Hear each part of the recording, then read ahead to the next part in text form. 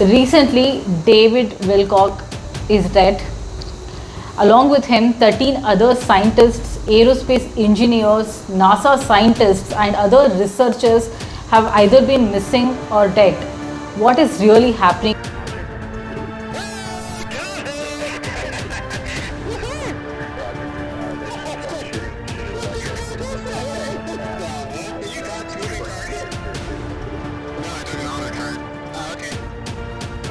When the US military themselves released this footage to the public, finally everybody heaved a sigh of relief, especially the UFO researchers like David Wilcock. They finally felt vindicated that all of the research that they had done on this topic was now coming into the public domain. His endeavor was to get the truth out. What is the truth about the UFOs? What is the truth about anti-gravity propulsion? What is happening to our world spiritually? Where are we in the cosmic timeline? Is the Bible really a book about prophecies? Is it true that some of these things will come to pass? Are we living in the end times? And one of the subjects he very passionately focused on is something called as the end of the cycle solar flash. And to discuss that today with us, we have Ranjit, who has been intensively, immersively studying on this subject for the last 10 years. Hi, welcome to the show. Yeah, thanks a lot, Ashwini. I'm very happy to be here on your channel. So, I think today's topic is really interesting for us. You spoke about how these 13 scientists have been found either missing or dead. Well, the twists just keep coming. 2 more people are linked to the mysterious web of dead or missing American scientists and researchers, bringing the total number to 13. Under mysterious circumstances, along with the UFO writer, author, and researcher David Wilcock. Definitely, this is a cause for concern, because one thing I can tell you confidently is that these kind of mysterious deaths of scientists and well-known researchers was happening for a long time. And I can go back even last 30-35 years. Number of whistleblowers in government, intelligence agencies, secret projects, they have been disappearing or they have been killed under mysterious circumstances. What is surprising to me is this time around it is getting a lot of media attention. And I'll tell you why. The background for this is Trump more recently, he tweeted and said that, he wants the UFO files to be disclosed to the public. He wanted the truth to come out. And ever since then, we have been seeing these disappearances of scientists and all of this information coming to the media. And you still try to think, for a subject which is so arcane, which is so out there, people don't want to touch this subject with a 10-foot pole, and they think that this is all hogwash, it's all fraudulent. In a subject where there is no structure, nobody is systematically studying it, save a few researchers, you always tend to think, why is it now coming into the media? And the background for this is, I think at least since 2016, the Pentagon and other departments within the US government, they have been making efforts to start the disclosure process. It began with the release of a few videos of UFOs which are flying at extremely high velocities. And it was actually a drone kind of object. You can actually find that footage online. If you were to go online, it's become iconic now. So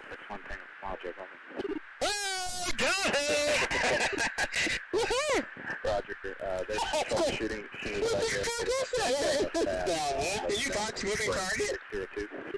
No, I took an auto track. Oh, okay. When the US military themselves released this footage to the public, finally everybody heaved a sigh of relief, especially the UFO researchers like David Wilcock. They finally felt vindicated that all of the research that they had done on this topic was now coming into the public domain. In the mainstream. Yeah. What about David Wilcock? I'm very curious and also saddened by what has happened. People are speculating that it could be a murder, or there are people who are saying that it's a natural death. In fact, his own family has come out and said that there is no basis to say that he has been killed by somebody. He was going through a mental depression phase. So what is exactly happening about that? The truth is somewhere in between, Ashwini, because, I can think of 3 possibilities straight out of the bat, but I cannot lean on any particular possibility because, again, we don't have enough data.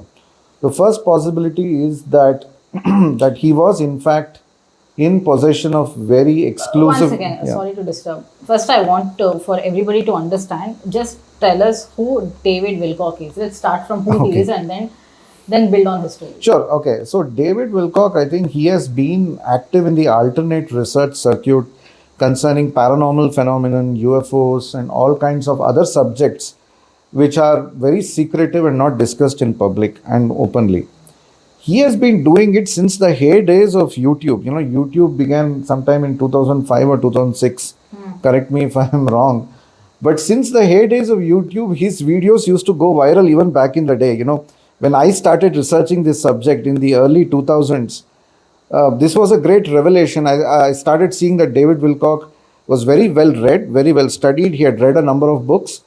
He had also, in his early life, he had, witnessed certain strange phenomenon. He had through channeling and other methods, he had encountered certain beings in his dreams.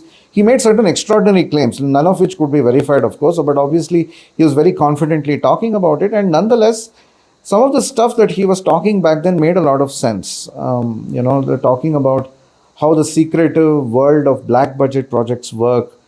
What is the US government trying to do since the Roswell crash? It all, for him, it all What is began. Roswell crash?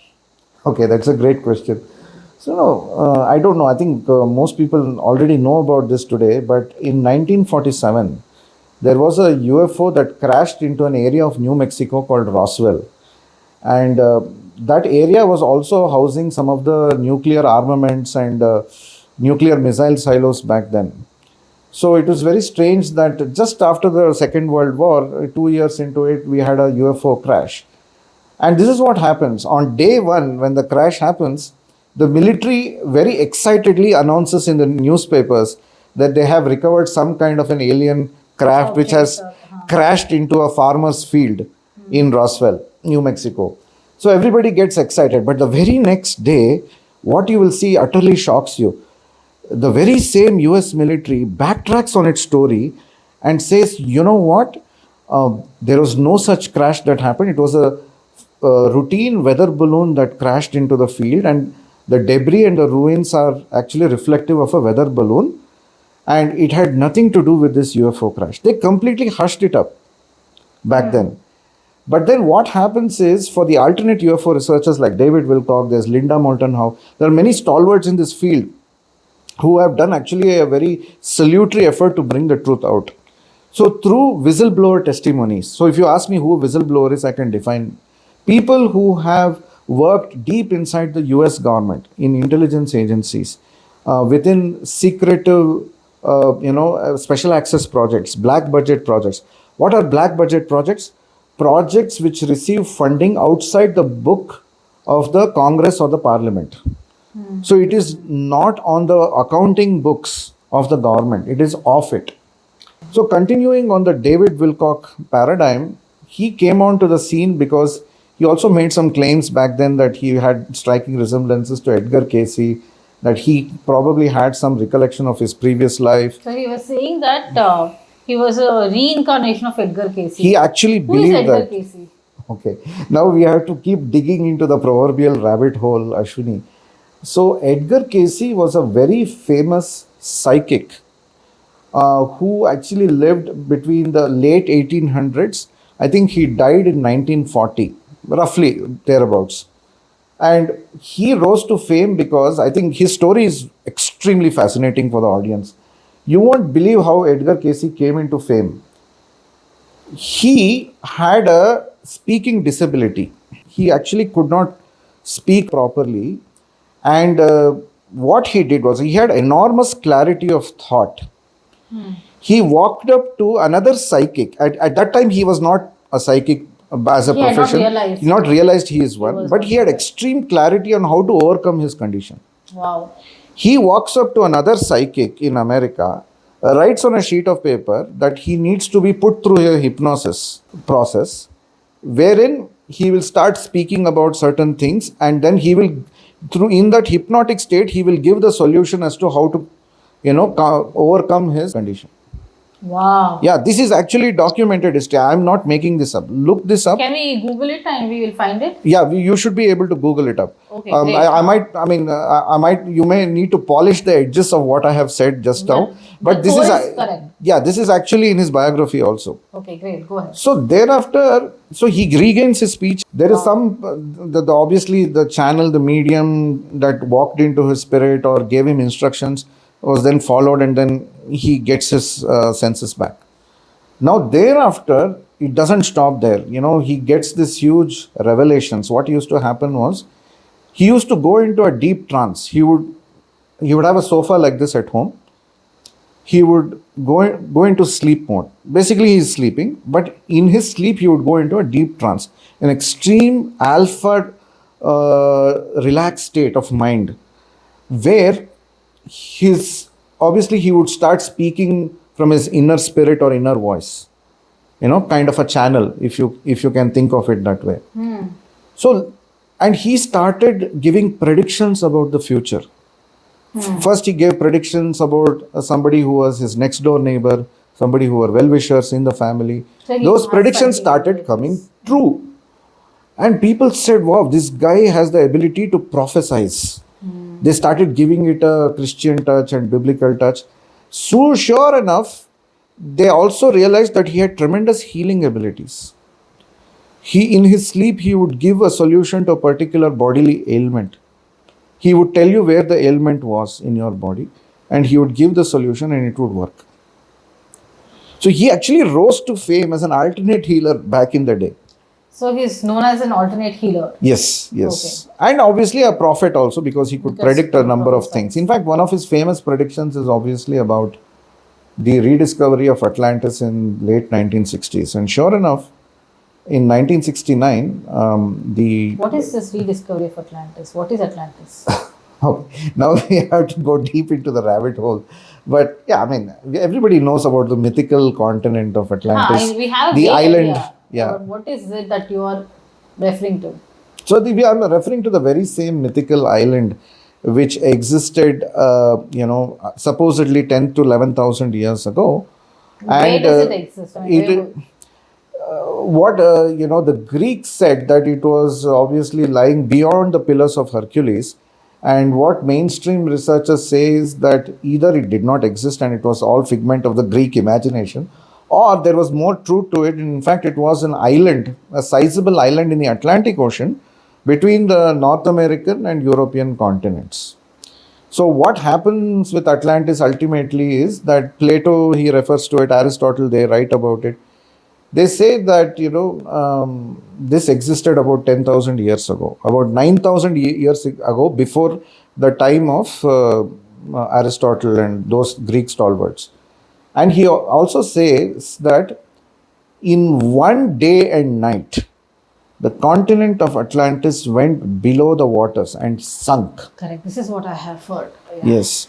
And it is that the people of Atlantis possessed extremely advanced technology. And this also, by the way, if you go back and look at all the older videos of David Wilcock, he speaks extensively about Atlantis. In fact, he believes that in some of his previous incarnations, if you believe in the cycle of reincarnation, in his previous life, he believed that he was descended from Atlantis and whatnot, that in a previous life, he had experienced it, and he had that kind of an intuitive sense about it. So what did Edgar Casey reveal about the Atlantis? What was his work on that? So Edgar Casey also, through his psychic channeling, tried to go deep into the Atlantis subject. He prophesied that it will be rediscovered in the late 1960s. In 1969, the deep sea divers were diving off the coast of the Bahamas in the Caribbean, right? And lo and behold, that is off the coast of Cuba, just for your reference. And lo and behold, these divers actually discovered fully, artificial roads, which were built using large, slabs of stone, leveled properly, which showed intelligent design and artificial intervention. Nothing like a natural formation. It was so obvious to everybody that it was a absolutely artificial road construction that was done. So they called it the Bimini Road.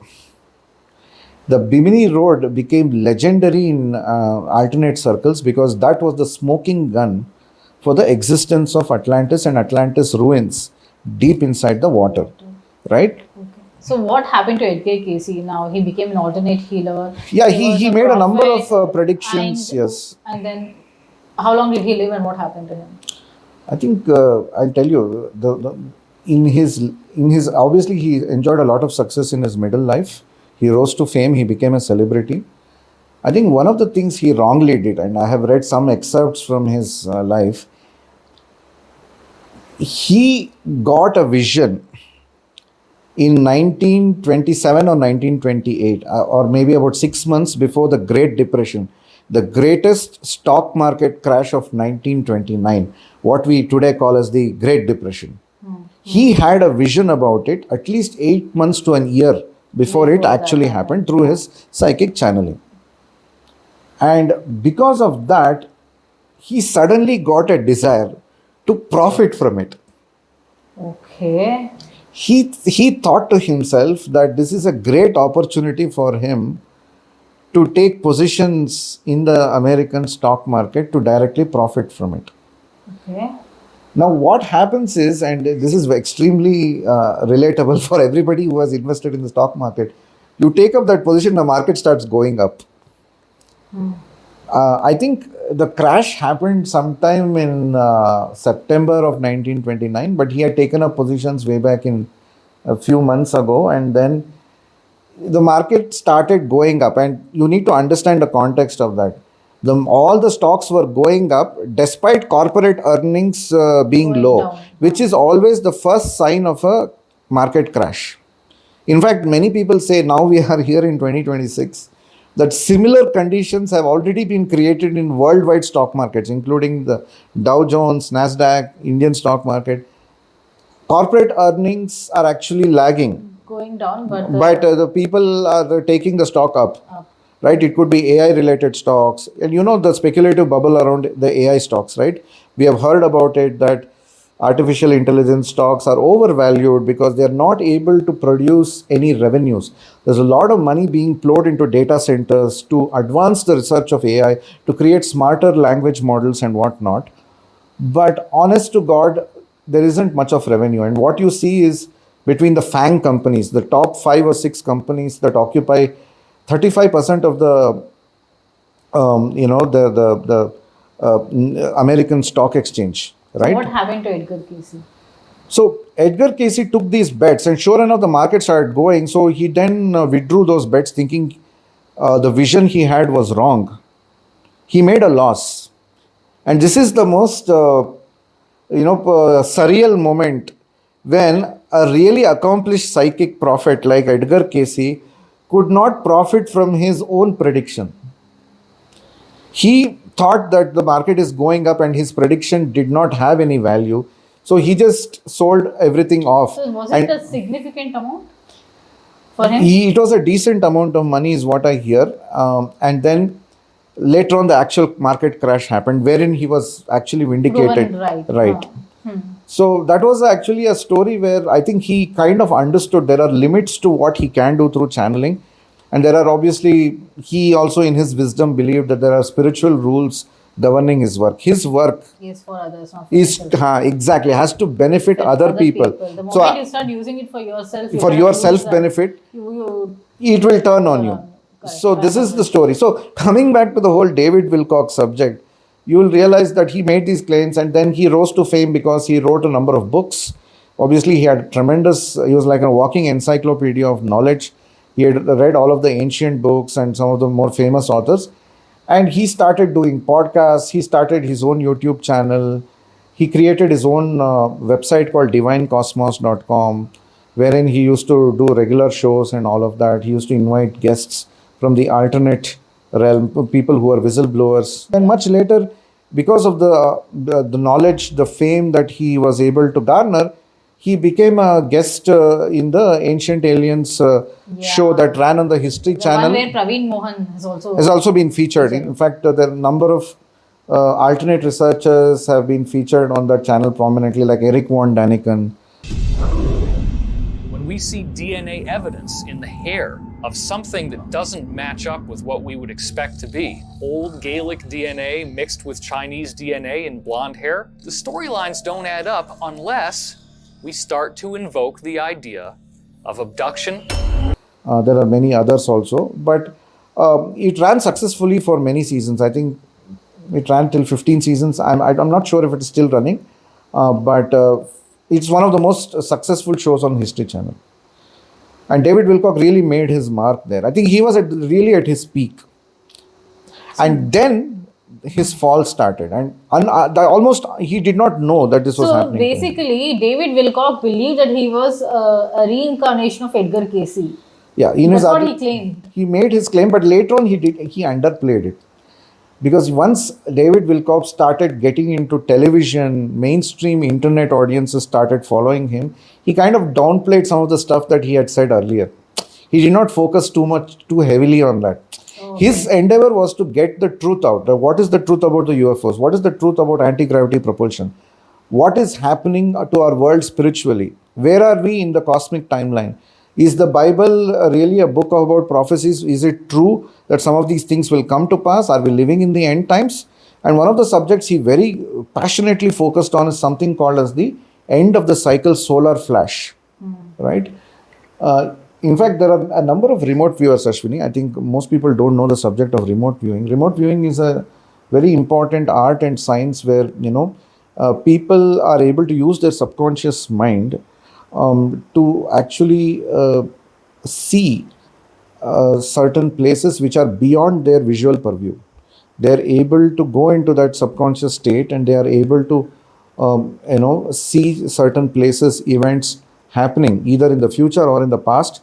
And the best part is they are all blindfolded experiments in the sense that the person who is doing the remote viewing doesn't know what the target is. The only brief that is given to him is the target has been set, now start your remote viewing. That is how you make a remote viewing experiment unbiased. Because if you get to know about the target, your logical mind, your emotional mind will flood in and will corrupt that entire process, and you will start using your imagination more than the subconscious mind, right, to know about the target. So that is how it is achieved. So there is one very famous remote viewer called Major Ed Dames. Okay. Major Ed Dames, he is a military grade remote viewer. He is not one of those phonies. So please don't take him like that. He has worked extensively in the US military as an official remote viewer. Okay. I have actually sat through some of his early videos on remote viewing. In fact, there is one old video going back to 2010 or 2011 where Major Ed Dames gives a practical class lesson on how to do remote viewing. Any person can do remote viewing. It doesn't take any specialized skill. With little bit of training, orientation, it can be done by anybody. But then a military grade remote viewer obviously has channeled his mind. In fact, Major Ed Dames, he has also spoken about the fact that he extensively meditates and keeps himself calm through the session so that he's able to get the most accurate information out. Mm-hmm. So Major Ed Dames, in his videos on YouTube, had made a prediction that around about the time between 2025 and 2030, the sun, right, as you know, it goes through solar cycles, 11-year cycles, and there's a 400-year cycle that is also documented in the Mayan calendar. So, I mean, there's also that connection coming in. And he believed that the sun was due to give out an X-class solar flare. Mm-hmm. An X-class solar flare is the most severe form of solar flare, where it lets out all these charged ionized electrons and protons and neutron particles, obviously towards the Earth and other planets in space, right? And these particles, what happens is that kind of an explosion of solar energy will disrupt the electrical grid on Earth. All countries will be deprived of electricity for a few years. It will just roast all of your electrical equipment. Now, how do I know that this happens? What happens to humans? They say that it is literally the end of a cycle, that most humans will not survive that kind of a solar flash event because that it will be so hot that literally people will die, and only people who actually take refuge in caves and underground caverns in deep underground bases, which we can obviously talk about in another episode. Only such people can survive a solar flash. Or if David Wilcock puts it, if you are spiritually inclined and if you've been doing a lot of soul work and meditative work, you obviously would not be affected by the charged particles of the solar flash. He actually drew upon Iranian texts, Indian texts. He did a disciplinary cross-cultural approach to understand if the solar flash was a phenomenon that was recorded in the past. Now, one anecdotal information I can give you, Ashwini, is that in 1859, I don't know if you know this, there's something called as the Carrington event. 1859 Carrington event. What is that?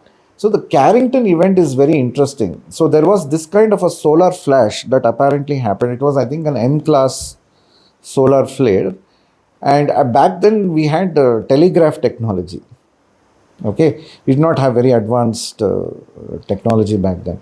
So it basically roasted and burnt out all the telegraph lines. Okay. So, and obviously disrupted the electrical grid. One more incident which is very famous is the blackout, which happened in Canada. We had a similar extremely large solar flare that hit the earth on the Canadian side, and poor Canadians, they had to take the brunt of it. But this blackout has been documented in history as a legitimate solar flare incident.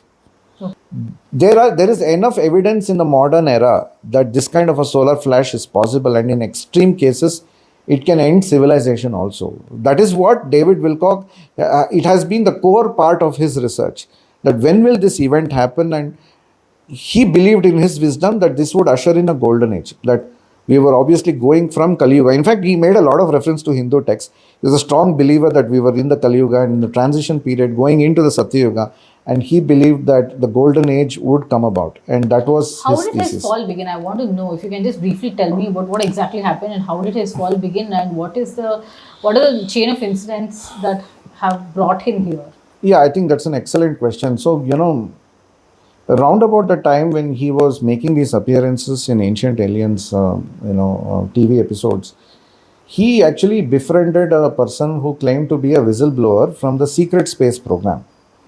So, a quick background on what the secret space program is. See, you need to understand that, Ashwini, outside the world of technology which is being researched by academia and universities, there is a whole black world where governments across the world, they get the best of their best scientists to work on exotic technology. One of these technologies is anti-gravity, if I can talk about it. Yes, I have heard of that. Right? Anti-gravity is basically, they believe that there's the Townsend effect, there is Einstein-Rosen bridge. There's the Brown and Paulson effect, which have been documented over the years. These are some of the phenomena in physics that can give some foundation for anti-gravity. So, but then the research was never continued in its fullest. Some early scientists in the 1900s documented some of this, but what they were basically hypothesizing is that it is possible to get 100, or should I say 2x the energy that you put into a system. So let's say, there is a system, there is an input, there is an output. So if you put X amount of energy, it's possible to get 2x energy here, which is almost 100% appreciation, right? In terms of energy production. So that is what anti-gravity, it's called over unity energy. How is it working now? I don't know the exact mechanics because, again, I don't want to make extraordinary claims of my understanding of physics. But anti-gravity is a subject. So basically they are trying to make it superior than what it currently is. So exactly, if you see the conventional forms of energy, today we have nuclear energy, there are nuclear reactors that can propel aircraft. There is obviously, you have seen these V2 rockets, you have seen some very advanced cryogenic engines which are being manufactured that take the rockets to space, and they launch the satellites. Because they are able to escape Earth's gravity, like 9.8 kilometers per second, they are able to go faster than that speed, and hence they are able to escape Earth's gravity, right? So to that extent, the most powerful engine can take a rocket to space, or the most powerful engines, for example, the jet engine, the most important invention in the 20th century, is what has helped people to fly from one place to the other, right? After the Wright brothers discovered flight in 1903, thereafter, a lot of advancements have happened in aviation technology. Much of the aviation technology today is based on the Bernoulli theorem in terms of aerodynamics, that if you are able to use air pressure to your advantage above and below the wings, and then it gives a lift after a certain speed, it gives you a certain lift, and that lift is enough to take the aircraft into the air. Roughly speaking, I mean, I'm not a physics professor, so I cannot articulate it in very technical terms, but broadly, this is most people's common understanding of how flying works. But what if I tell you, Ashwini, that anti-gravity technology is such that you don't need a runway. You don't need aircraft to fly on a runway to obtain speed. What if aircrafts could go at very high speeds in our atmosphere? Anywhere from 20 to 50,000 miles per hour. Even peak velocities of UFOs, which have been documented over the years, flying in the skies worldwide, they are flying at insane velocities. So now the next question is, are they defying the laws of physics? Or are they in possession of technology which is so advanced it feels like magic? In fact, there is a segment within the Area 51, which is the famed secret lab in the Nevada desert, where they usually use the term called WSFM. Weird science freaking magic. That is the term used by the military people themselves. In fact, much of the aircraft that they have recovered, all these UFOs that have crashed into Roswell and many other places also in the last 50, 60 years, what they have found is they are still not able to understand the technology which is driving these UFOs. Some of these examples will blow your mind. One particular UFO was found to be using something called, and wait for it, it's called element 115. What is that? At the time, now element 115 is part of the periodic table. It's called unum pentium. Unum pentium. Okay, you can look this up. But not so long ago, when Bob Lazar came out in 1989, he was one of the most famous whistleblowers out of Area 51. He said he was a physicist who worked in Jet Propulsion Laboratory, Los Alamos Laboratory, and later he was transferred to Area 51 to work on extremely secretive UFO technology. Okay. And the technology he came across from the recovered aircraft was that they were using something called as a element 115, which would give it an anti-gravity lift, defying gravity and to be able to accelerate effortlessly. Okay. This is one form of anti-gravity technology. Another is something called as extracting zero-point energy from the ether or from the space around us. The assumption behind this technology, Ashwini, is that there is infinite amounts of zero-point energy available. So they have over the years found aircraft which were tapping into zero-point energy and propelling the aircraft. This is another form of technology. Now, the third type of technology which they found, which is absolutely mind-blowing, is in one particular craft, they found that there were optical fiber waveguides, and there were these, these what you call as sensors, which were directly plugged into the brains, or not, or just as an outer, contraption, which would be attached to the minds of the pilots. There was no engine in the aircraft. This is what the US military has found in some aircraft. So then they had to extrapolate and say the minds of the pilots were running the aircraft. This is absolutely mind-blowing and shocking. This just goes to show that there are creatures and alien beings. Can I verify that? You can verify this, but then even a Google search will not give you proper information, Ashwini, on this particular subject, because you have to really dig deep. Maybe if you go to ChatGPT deep research, it might get some information on this. But based on all the whistleblower testimony I have gathered over the years and listened to them speak, the whistleblowers themselves have spoken about how these alien beings, the gray alien beings, their minds were so amplified that they could drive the craft. So finally what it's happening is, it is mind power or will over matter. Right? That no convention. So this is the problem that today the industrial complex, the military industrial complex is facing. On the one hand, you have brick and mortar technology, which I spoke about. I gave you a few examples of how it may work. Then there is one more technology called warp drive, which basically tries to, go through hyperspace, reducing the distance between 2 points by going in a higher dimension travel. There are a number of these So technologies. these basically all these technologies which look alien to us, which look like it will not happen, are called as black budget projects. Which is Yeah, kind they are of- off the books of the parliament okay, or fair the enough. Senate. We'll come back to what happened to David Wilcock. So that's a great thing, right? So around about this time, he developed a friendship with this whistleblower called Corey Good. Corey Good was Was a working on member- one of this. Excuse me. Corey Good was working on one of these projects that you just mentioned.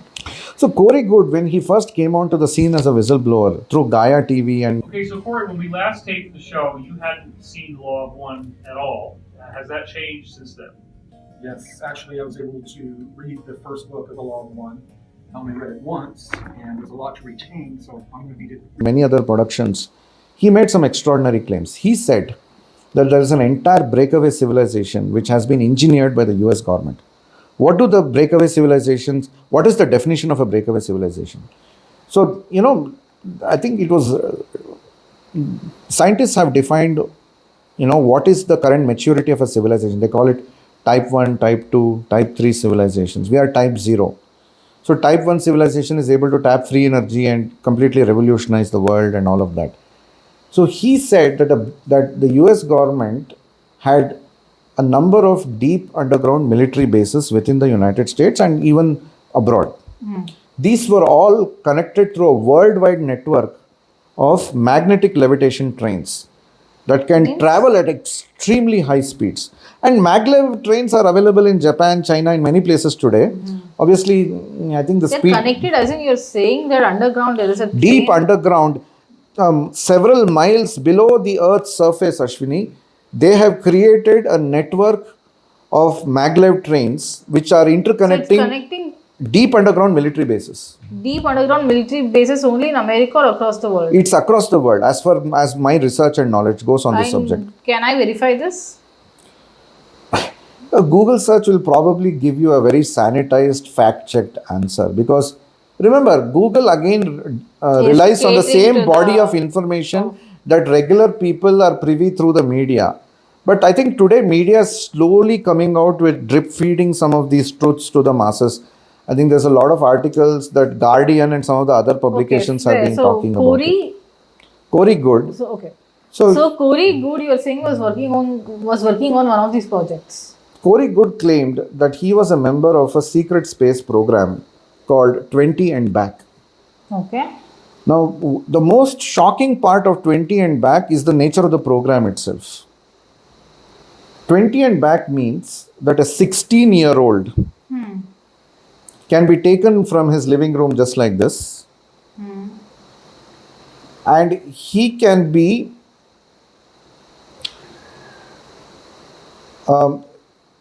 age regressed in the sense that He'll become 5-year-old. no, let me rephrase this properly.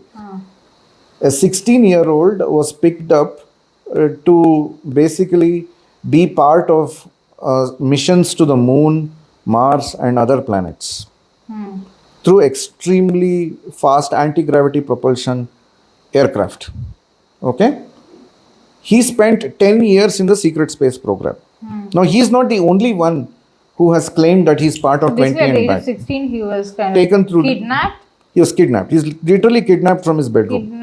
and then sent He was to, taken to Mars and the moon, where he was given extensive training. Basically, why he was identified was apparently, now again, because whatever later information about Corey Good compromises all his narratives, because he then at a later date he completely calls out and says that he was making up an elaborate cock and bull story. And this is where plausible deniability comes in. All these people, whatever stories they are communicating, they will not give you proof in most respects, right? You just have to take their claims or take their word for it. yeah. Until and unless now today we are able to talk about UFOs because the US government themselves have come out with this information. So, it's not like we have to prove our credentials. We are talking about things which are already in the media, like David Wilcock or Corey Good. The thing about Corey Good is, he's an intuitive empath, a person who who had telepathic powers, who could communicate to other alien beings easily. He was extremely emotionally stable person. That's what he claimed. If you go back to all of the older videos of Corey Good, that's what he will say. I'm an extremely emotionally stable person. And he made a claim that most human beings are not in a position to communicate with alien beings for one important reason. He says human beings are very violent creatures, extremely emotionally volatile.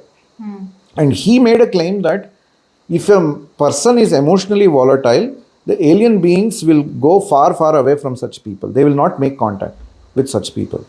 So you have to be a special kind of intuitive, empathetic kind of person who doesn't get scared. Suppose, magically, Ashwini, if some person, materialized right in front of you, an alien being, you know what happens to a regular human being? Heart attack. Heart attack. Because the shock of seeing a person materialize right in front of you is so big that the person will die of a heart attack. Correct. But if you are an intuitive empath, if you are able to calm yourself down through meditation and spiritual practices, or maybe you are born that way, whatever be the reason, you are no longer phased emotionally by everything happening around you. Correct. You reach that emotional state. I mean, what our ancient Hindu yogis would have been proud of in that sense. Okay, so what happened to that guy, 16-year-old guy who was kidnapped? So what we call as age regression, Ashwini, is after 10 years, he was returned back to his bedroom exactly at the age of 16. For Corey Good, he had experienced 10 years. Corey Good was the person who was taken. Yes. Corey Good had experienced 10 years of his life in the secret space program, only to be brought back exactly at the same moment where he was kidnapped. Year or had 10 years passed here also? No, 10 years had not passed in our reality. So it was more like a projection where he, if you can think of it in Interstellar. it's a technology which these guys have been extensively using. Interstellar kind of a movie where he comes back. It is not exactly. No, it is not that. It is not that. Because see, in Interstellar movie, they are talking about space travel. That time scales are different on Earth and other planets. Goes out and comes back at the same age, and while his daughter has become aged. That is. But in that case, the time on Earth has run out very quickly. So the time. That's why there is no comparison with the interstellar phenomenon. So how many years have passed here then on Earth? For him, not a minute had passed on Earth. Where in his bedroom in the US. Hibernation was the Earth on hibernation according to him then. No. So basically, I don't know what technology they are using because I don't have the language to describe. They have projected him into maybe another timeline. You can think of it that way, a parallel timeline, where obviously he experienced 10 years and then brought back to this timeline. That could be one explanation. That if you can then think that in our universe, it's a multiverse, that there are different timelines on which the secret space program currently has the stranglehold over our reality. And they are using this exotic technology to bring certain extremely telepathic, gifted kids onto this project to make use of their abilities to communicate with aliens. Okay. So this was the claim. In his experience, he said he had contacted reptilians. He had met a number of different alien species on the moon. Apparently, the US built out very big bases on the moon in the last 30-40 years. And the US had the ability to land people and safely take them back to the Earth. And he said that all of this is being done in secrecy, whereas in the public domain, organizations like NASA will say that we are still trying to send people to Mars. This is where there's a cognitive dissonance, Ashwini. On the one hand, mainstream organizations like NASA will tell you that, it's so difficult to travel in space. There are a number of constraints. You have to wear a space suit to pressurize your body to ensure that you don't rupture your nerves, because they believe that the human body is designed to be within the planet. Once you go outside the planet in a vacuum, the pressure situation, atmospheric pressure, everything is different. So you need a space suit and all of that. So whereas, you should see Corey Good interview. In one of his interviews, he'll say he was just wearing a regular shirt and pant, and that was enough to keep his body pressurized, and he wouldn't experience any dissonance there, bodily or mental. This is the advancement in technology that they have achieved in secret black budget projects, which is unbeknownst to much of humanity. Much of humanity today this is what I call as the breakaway civilization.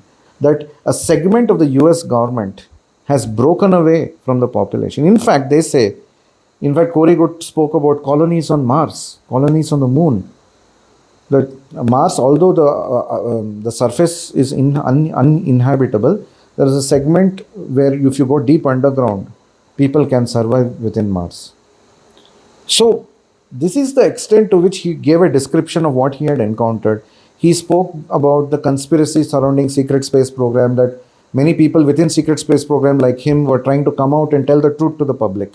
So this is the information he had given out to David Wilcock. David Wilcock took his word for it. He had no reason to doubt the efficacy of this information or the correctness of this information. And then what happened is David Wilcock started going, toe to toe with this guy in every conference. He would drag him.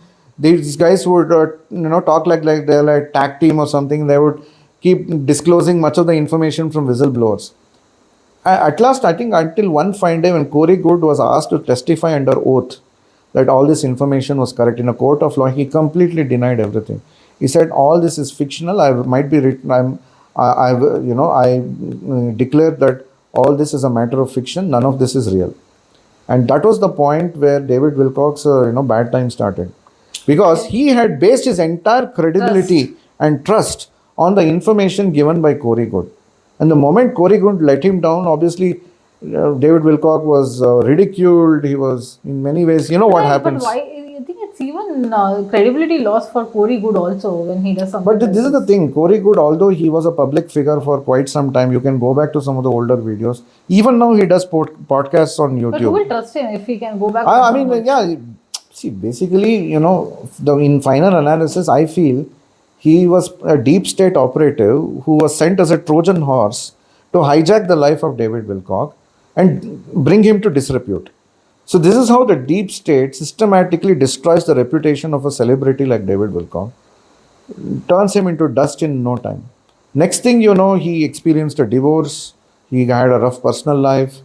Obviously, he had financial obligations. Obviously, this is something that is recorded just before his death, that he was deep in debt. His family also admits it. He was going through a lot. But remember this, sometimes it's very hard for us regular people to understand what is happening to them. But if you look at the testimony of even Amy Eskridge, the lady who ran the Anti-Gravity Institute, I think out of Alabama, she was also talking about how she was being systematically targeted by intelligence agencies because she was openly talking about anti-gravity technology in conferences. She was making presentations. She was talking about how they were trying to replicate the results of their experiments with other scientists so that they can get peer review and validation. Once there is a peer review and it gets validated by other scientists, then it becomes accepted theory. This is how the scientific world works.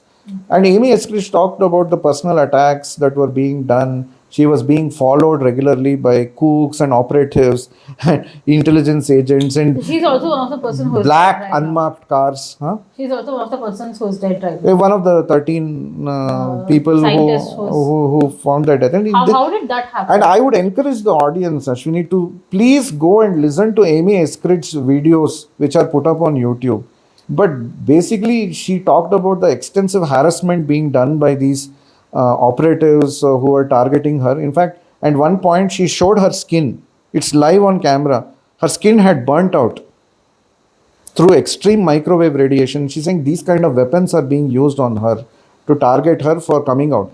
So this is how the deep state maintains secrecy and compartmentalization. They do not want scientists and their employees who are working in special access projects to come to the public and start discussing, because this is all part of national security, one. And two, they have taken an oath of secrecy that they will not reveal all this information. No, but why do they start revealing then if they have taken an oath of secrecy?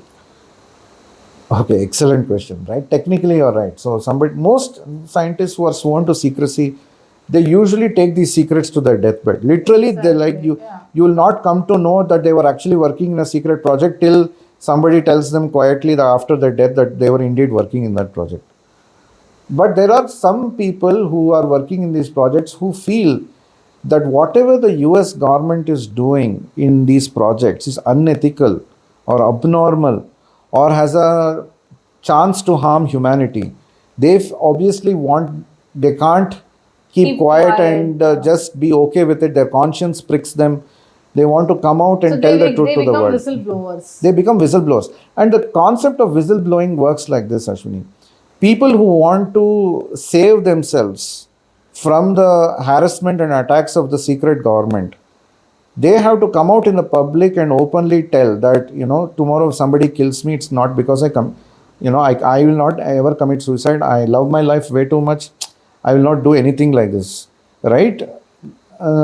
And not only that, they have to come out and give out this information publicly. Once it becomes public, the threat will go out, because whatever they were trying to hide is now known to everybody. By killing her, you are making a martyr out of that person. It becomes so obvious that all of the things that person said is true, because he or she has been killed for the very same reason that they claimed. That is, they were in knowledge of all these technologies. Correct. And I heard, I read that when people are dead, they don't even take their phones, they leave their wallets, everything. Is it because they don't want to get tracked, and yet they still get tracked and they're hunted down? It's very tough for me to sit and speculate in terms of why they might leave their belongings behind. One rational thought is that they do not want their family to be affected or involved in any way. One. So they want to keep their family out of this circus. One. Two, when they decide to walk out of their house, like how Colonel McCasland, he just walked out of his house one day. He didn't take any of his belongings, took a bag, some cooling glasses, a cap and shoes, and he just went away and never to be found, right? That's what happened to him. He's missing. Currently. It's possible. Now again, there are many theories. Some people say that these people are actually not dead at all, that they have been actually given new identities and they've been asked to shut up about this, and they have been given a new life to start with. In some cases, people are able to fake their deaths and disappearances. This is also possible technically, wherein if you have the government backing you on this, they can always create a story. Even David Wilcock, they say, even Kerry Cassidy, who is one of the more famous UFO researchers, she has also made a claim on Twitter that David Wilcock, after all, might have faked his death because he felt that before people could go after him, he wanted to basically go out of public glare and start a new life. And sometimes the elites, they are fully capable of doing this. They can start a new life. Maybe they go through surgery, they change their appearance, or they go off to another distant country like Australia and start a new life. I mean, nobody can vouch. By the government to get their passports and... Yeah, all of that. If you have the government backing you for faking your death, yes. Otherwise, you are in trouble. So, but in case of McCasland, that could be one possibility, like I said. Another could be that he has made his way out of the country. Possible. Because within the United States, if he is being hunted, he'll go to another country, in a friendly country where he can live off and start a new life. So there are a number of possibilities. We don't know exactly the truth. In some cases, they say the bodies were found. In some cases, they say people are missing. This is where things can get a little murky, actually. The truth always is somewhere in between. I would ask the audience to do their own research on this subject. Okay. Thank you so much for kind of enlightening us with all the things that is happening. I mean, today, I'm not really in my senses because whatever we discussed looks too out of the blue, too outlandish.